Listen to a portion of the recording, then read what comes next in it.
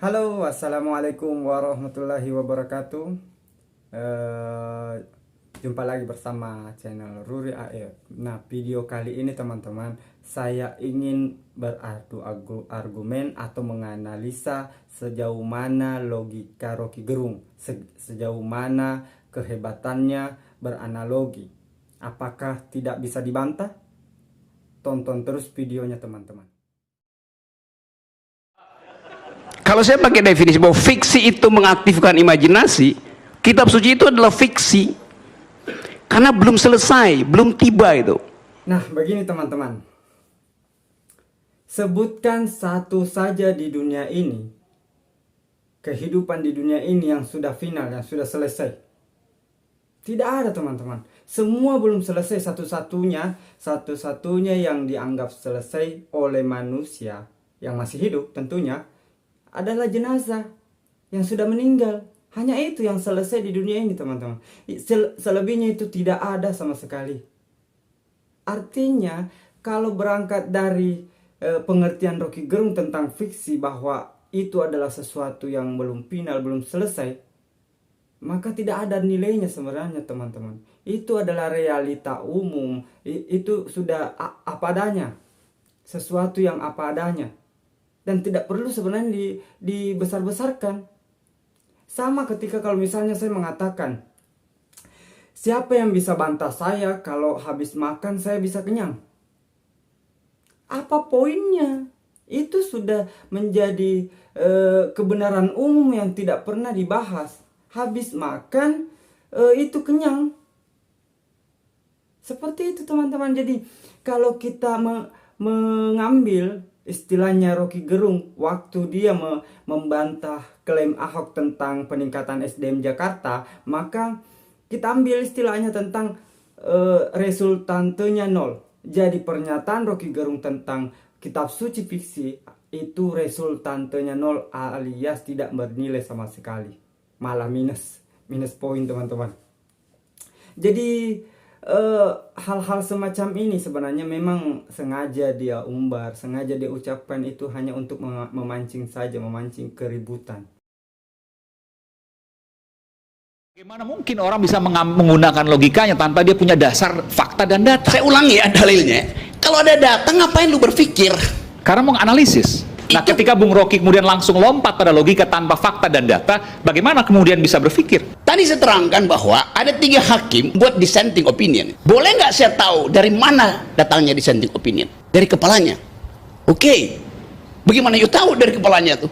Bagaimana kalau dia di brief untuk dissenting opinion? Pada video ini sebenarnya mudah sekali dilihat teman-teman, yang mana kalah, yang mana terpojok. Aiman sebenarnya di sini sudah sudah sangat jelas bahwa dia itu di posisi yang benar, posisi yang menang terhadap analogi-analogi yang kacau dari Rocky Gerung. Logika itu muncul terkait masalah yang dihadapi atau peristiwa yang sedang dihadapi. Dan dia sebenarnya sudah membantah dirinya sendiri ketika mengatakan dissenting point. Nah, di situ kan itu kan sebenarnya sudah faktanya bahwa ada perbedaan pendapat di antara hakim-hakim terkait satu putusan atau terkait masalah peristiwa. Nah, itu faktanya. Analogi atau ide-ide gagasan atau argumen yang dikeluarkan tanpa adanya peristiwa tertentu, itu sebenarnya istilahnya ngigau teman-teman, mengigau. Jadi Rocky Gerung sudah mengatakan sendiri bahwa karena di masalah putusan MK ini ada dissenting point, ada perbedaan-perbedaan hakim. Nah, itu faktanya, itu datanya. Nah, sisa analogi pikiran kita akan bekerja untuk mencari di mana letak dissenting point-nya. Seperti itu. Jadi sangat jelas teman-teman kalau Anda mempelajari video ini. Sangat kentara, sangat jelas sekali Rocky Gerung itu berkilah. Sehingga dia lebih memutuskan kembali ke poin utama saja dan menjelaskan poin-poin pentingnya ketimbang meladeni Aiman tentang tentang di mana logik itu bekerja. Saya yakin Aiman itu sudah tahu atau paham bahwa dia yang di posisi dia itu yang menang, dan Rocky Gerung yang keliru dalam hal itu. Hanya mungkin dia tidak terlalu membesar-besarkan atau menghargai Rocky Gerung di forum umum seperti itu. Jadi seperti itu teman-teman. Poinnya, analogi muncul atau logik kita bekerja ketika bertemu pada suatu peristiwa atau bertemu pada suatu masalah atau mendiskusikan satu materi. Seperti ini contohnya, mendiskusikan tentang putusan MK. Nah, itu faktanya. Faktanya dia sedang mendiskusikan masalah terkait putusan MK. Datanya apa? Datanya ada perbedaan pendapat hakim-hakim di situ. Nah, itu datanya. Nah, di situ mau entah minim menurut Rocky Gerung dan dia perlu mempekerjakan atau membuat logiknya bekerja keras untuk mencari apa penyebabnya perbedaan ini. Nah, itu poinnya. Ngawur sebenarnya. Bagaimana bisa kita menggunakan analogi pada suatu keadaan yang tidak ada sama sekali poinnya, atau tidak terkait tentang peristiwa tertentu, terkait masalah tertentu. Jadi saya pusing. Jadi saya mengatakan orang yang menggunakan analogi tapi tidak terkait pada masalah tertentu, itu artinya mengigau, teman-teman. Aku mau minta izin, terlalu personal nggak kalau aku nanya kenapa belum menikah sampai sekarang? Nah, ini stereotip itu. Lah, aku nanya, kok ini nanya. Kalau nggak mau jawab nggak apa-apa. Kan orang anggap itu aneh kan? Nggak, aku nggak anggap aneh, aku cuma pengen tahu aja. Persepsi orang itu. Sampai sekarang saya nggak tahu bagaimana jawabnya. Karena di belakang pertanyaan itu ada asumsi menikah itu adalah kenormalan. Menikah itu adalah kebahagiaan tuh. Alasan Rocky Gerung tidak menjawab pertanyaan semacam ini karena dia bingung, teman-teman. Karena di balik pertanyaan itu ada asumsi tentang kenormalan orang yang menikah. Maka saya jawab pasti iya, ada alasan kenormalan di situ. Dan saya pastikan, saya simpulkan menikah adalah kenormalan. Kenapa saya mengatakan pasti itu kenormalan, teman-teman? Karena ingat, manusia itu adalah makhluk biologis, teman-teman, sehingga melekat padanya realita-realita tentang fungsi biologis, teman-teman. Ilmu anatomi menjelaskan, teman-teman, ada perbedaan organ-organ antara laki-laki dan perempuan. Nah, uniknya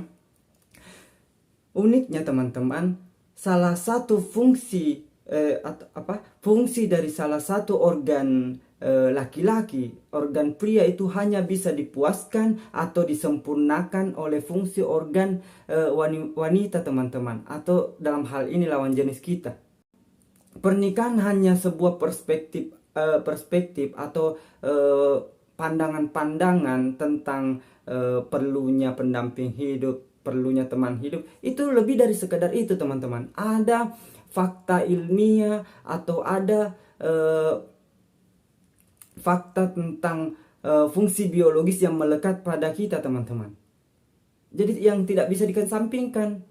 Jadi bukan sekedar hanya pendamping hidup atau teman hidup untuk sampai meninggal seperti itu. Menikmati kehidupan ini bersama-sama, tidak seperti itu, teman.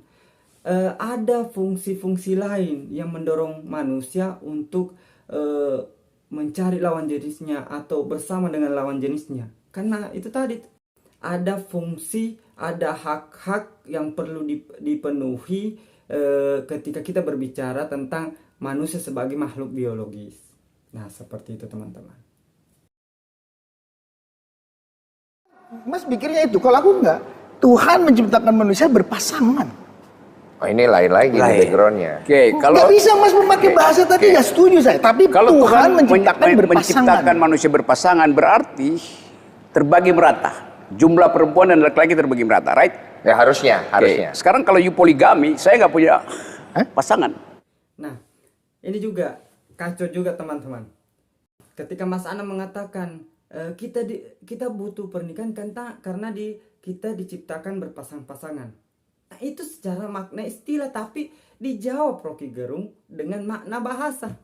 Saya pikir Rocky Gerung itu adalah pakar analogi yang tempatnya atau gudang kiasan, gudang ungkapan. Nah, kenapa makna pernikahan secara istilah yang dinyatakan oleh Mas Anang dia pahami secara bahasa? Makna berpasang-pasangan ini, teman-teman, ya ini berhubungan dengan fungsi biologis yang saya jelaskan tadi, bahwa ada salah satu organ laki-laki, ada fungsi dari salah satu organ laki-laki yang hanya bisa disempurnakan fungsinya ketika memiliki pasangan dari lawan jenisnya.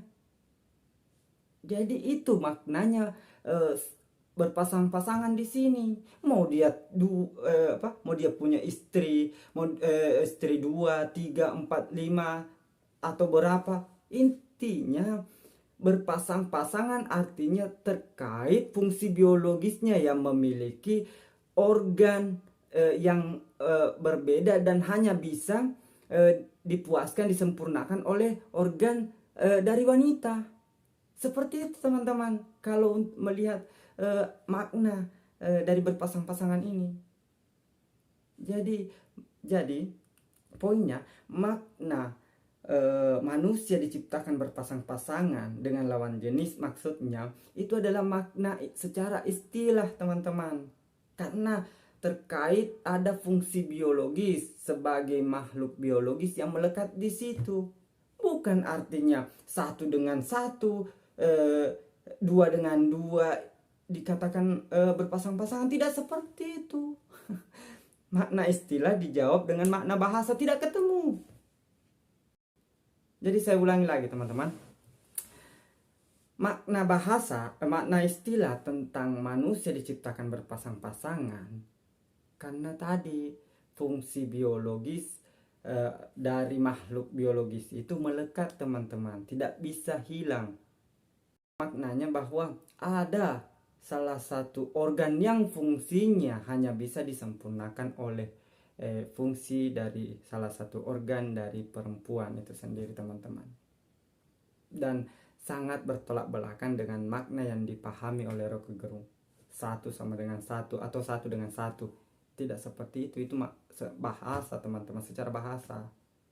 Jadi terima kasih sudah menonton. Assalamualaikum warahmatullahi wabarakatuh.